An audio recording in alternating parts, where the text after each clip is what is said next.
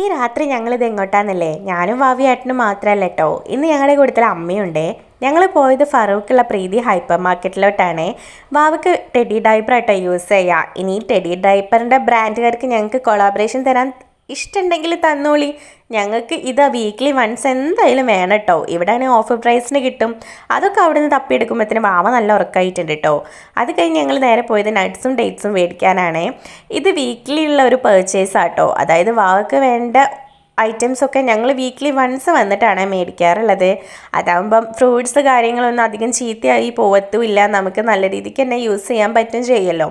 അങ്ങനെ അവിടുന്ന് ബില്ലാക്കി ഇറങ്ങുന്ന സമയത്ത് ഒരു സംഭവം ഉണ്ടായിട്ടോ. അതെന്തായാലും ഞാനിപ്പോൾ പറയുന്നൊന്നുമില്ലേ, അത് എനിക്ക് ഏട്ടനും അമ്മക്കും മാത്രം അറിയണ ഒരു സീക്രട്ടായിട്ട് അവിടെ അങ്ങ് കിടന്നോട്ടെ. ഇനി ഞങ്ങൾക്ക് എപ്പോഴേലൊക്കെ പറയാൻ തോന്നിയിട്ടുണ്ടെങ്കിൽ അന്നേരം പറയാം. അതല്ല അതിൻ്റെ ഒരു ഇത് എങ്ങനെയുണ്ട് അല്ലേ? അങ്ങനെ അവിടുന്ന് ഞങ്ങൾ ഇറങ്ങിയിട്ട് നേരെ പോയത് ചായ കുടിക്കാനായിട്ടോ.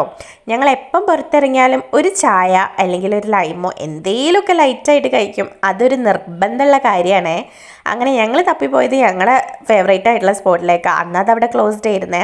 അങ്ങനെ ഞങ്ങൾ തൊട്ടടുത്തുള്ള ഒരു ടീ ഷോപ്പിൽ പോയിട്ടോ. ഞാൻ ലൈമും ഏട്ടനും അമ്മയും ചായ കേട്ടോ പറഞ്ഞിട്ടുണ്ടായിരുന്നേ. ബ്രെഡ് ഓംപ്ലേറ്റും അവിടെ ഒരുപാട് ഐറ്റംസ് ഉണ്ടായിരുന്നു. പക്ഷേ ഞങ്ങൾ ലൈറ്റായിട്ടോ മേടിച്ചത്. ബ്രെഡ് പോക്കറ്റ്, ബ്രെഡ് ഓംപ്ലേറ്റ്, സമൂസ അങ്ങനത്തെ ഐറ്റംസൊക്കെ കേട്ടോ ഞങ്ങൾ മേടിച്ചിട്ടുള്ളത്.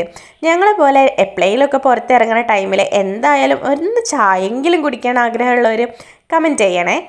സോറി, അങ്ങനെ പോകുന്നവർ കമൻറ്റ് ചെയ്യണേ. ബൈ.